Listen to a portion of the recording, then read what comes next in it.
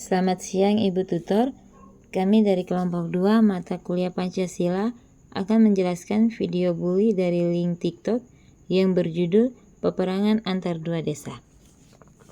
Nama-nama kelompok kami: 1. Ibu Malianti Hanahamu. 2. Ibu Maria Yasinta Fatima AJ. 3. Ibu Martina Inak. 4. Ibu Marisel Inasurat. 5. Ibu Maria Fianti. 6. Ibu Mercy Kondahamu. Hasil dari deskripsi yang kami bawa adalah: pada awal Maret 2026 terjadi bentrokan antara warga dari dua desa di Adonara, Flores Timur, Nusa Tenggara Timur. Tepatnya pada tanggal 6 Maret 2026, merupakan contoh nyata konflik sosial yang dipicu oleh persoalan lama, yaitu sengketa kepemilikan lahan adat yang sampai saat ini belum terselesaikan. Perselisihan yang tidak terselesaikan ini akhirnya memuncak menjadi kekerasan terbuka. Dalam kejadian tersebut, warga saling menyerang menggunakan senjata rakitan, bahkan terjadi pelemparan bom rakitan dan pembakaran rumah. Akibatnya beberapa warga mengalami luka tembak dan masyarakat sekitar diliputi rasa takut serta kepanikan. Dan hingga saat ini pun, perang yang terjadi antara Desa Bele dan Desa Narasasina pun belum reda. Terjadinya kembali perang susulan antara kedua desa lusa tanggal 9 Mei 2026.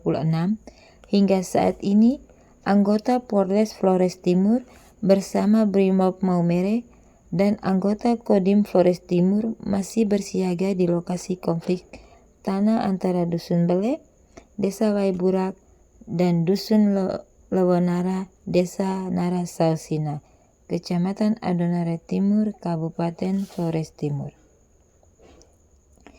Kesiagaan aparat di lokasi bertujuan untuk mencegah terjadinya kembali konflik antar warga. Anggota Polres Flores Timur bersama aparat gabungan setiap hari terus menyisir permukiman warga dengan melakukan patroli dialogis. Warga diimbau agar tetap tenang dan tidak mudah terprovokasi.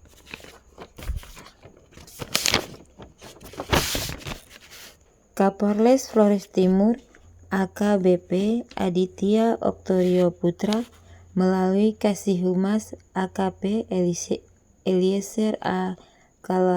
Kalelado menyatakan patroli dialogis terus dilakukan sejak bentrokan pada Sabtu 9 Mei 2026.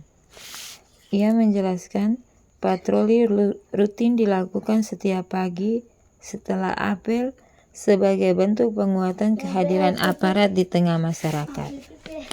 Hingga saat ini, pengamanan melibatkan 157 personal gabungan dari unsur Polri dan TNI. Sebelumnya, konflik antar warga di Kecamatan Adonara Timur menyebabkan 5 orang terluka dan 12 bangunan terbakar. Terdiri dari 10 rumah warga, 1 apotik, dan 1 kios. Latar belakang kasus yang terjadi di Adonara Timur pada bulan Maret 2026. Terjadi bentrokan antara desa yang menonjol di Kecamatan Adonara Timur, Kabupaten Flores Timur, Nusa Tenggara Timur. Yang pertama, pemicu utama sengketa tanah ulayat. Konflik ini berakar dari masalah klasik, yaitu sengketa tanah ulayat yang sudah berlangsung lama dan belum terselesaikan. Bentrokan terjadi akibat saling klaim kepemilikan lahan di wilayah perbatasan antara dua kampung. Yang kedua, pihak yang terlibat. Bentrok melibatkan warga dari dua desa, yaitu warga Dusun Bele atau Desa Waiburak, yang kedua warga Desa Narasawina atau Desa Lewonara. Ketiga, kronologi kejadian.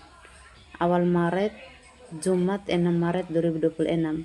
Konflik pecah dan mengakibatkan bentrokan fisik, aksi saling lempar, serta penggunaan senjata api rakitan. Dampak fisik, 5 warga dilaporkan mengalami luka tembak akibat senjata rakitan, dengan 2 antaranya harus dirujuk ke RSUD Larantuka karena luka serius.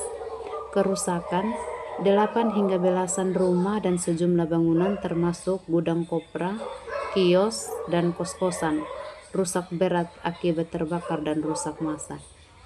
Situasi, massa menggunakan bom rakitan di sekitar lokasi sengketa memicu ketakutan warga.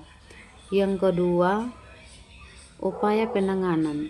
Aparat keamanan, pasukan BRIMOB dan TNI Polri dikerahkan untuk melakukan penyekatan dan pengamanan di lokasi kejadian guna mencegah bentrok susulan. Mediasi. Pemkab Flores Timur telah berupaya melakukan mediasi dan pendekatan melalui kepala desa serta tokoh masyarakat. Pendidikan. Akibat bentrok, para siswa dari kedua desa sempat dipindahkan sementara oleh Dinas Pendidikan agar kegiatan belajar mengajar tetap berjalan. Meskipun sempat kondusif setelah mediasi awal, potensi konflik masih ada karena perselihan tanah yang belum usai.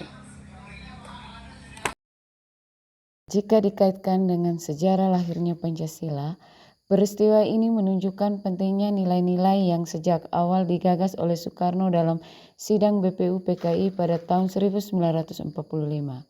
Pancasila dirumuskan sebagai dasar negara untuk mempersatukan bangsa Indonesia yang beragam, termasuk dalam hal perbedaan suku, adat, dan kepemilikan wilayah. Nilai-nilai seperti ini kemanusiaan yang adil dan beradab, persatuan Indonesia, serta musyawarah untuk mufakat seharusnya menjadi pedoman dalam menyelesaikan konflik seperti sengketa lahan. Konflik di Adonara Timur mencerminkan belum sepenuhnya diterapkan nilai-nilai Pancasila dalam kehidupan masyarakat. Sengketa tanah yang seharusnya bisa diselesaikan melalui dialog, musyawarah, dan jalur hukum justru berubah menjadi kekerasan. Hal ini bertentangan dengan sila kedua dan keempat Pancasila yang menekankan sikap kemanusiaan serta penyelesaian masalah melalui musyawarah. Berdasarkan peristiwa bentrokan yang terjadi pada bulan Maret tahun 2026 di Adonara Timur, Kabupaten Flores Timur, Nusa Tenggara Timur, berikut adalah kesimpulan utamanya. Yang pertama, penyebab utama sengketa tanah ulayat. Konflik bersenjata yang melibatkan warga desa Narasausina atau Leonara dan Dusun Bele atau desa Waiburak berakar pada perebutan hak kepemilikan tanah adat yang berkepanjangan. Yang kedua, dampak fisik dan sosial yang berat. Bentrokan tersebut mengakibatkan kerusakan parah, termasuk belasan hingga puluhan rumah warga yang terbakar, gudang kopra, kios, dan rumah kos yang rusak. Beberapa warga juga dilaporkan mengalami luka tembak akibat senjata api rakitan. Yang ketiga, konflik berulang atau siklus kekerasan. Peristiwa di bulan Maret tahun 2026 bukan kasus tunggal, melainkan kelanjutan dari perselisihan menahun yang kembali pecah. Upaya mediasi yang dilakukan pemerintah daerah seringkali belum menemukan titik temu, sehingga konflik susulan terus berulang termasuk pada bulan-bulan berikutnya. Yang keempat, respon aparat dan pemerintah. Aparat keamanan TNI dan Polri dikerahkan untuk melakukan penyekatan massa dan pengamanan guna mencegah perluasan bentrokan. Bupati Flores Timur merespon keras dengan menolak membiayai pengobatan korban akibat konflik, menekankan agar masyarakat menghentikan perang tanding. Yang kelima, pentingnya penyelesaian adat dan dialog. Kunci penyelesaian dianggap bukan melalui kekerasan, melainkan dialog insentif yang melibatkan tokoh adat, tokoh agama, dan pemerintah daerah untuk mencapai kesepakatan damai yang adil mengenai perbatasan tanah. Secara keseluruhan, konflik ini menunjukkan betapa sensitifnya masalah tanah ulayat dan perlunya pendekatan persuasif serta hukum yang konsisten untuk menghentikan siklus kekerasan.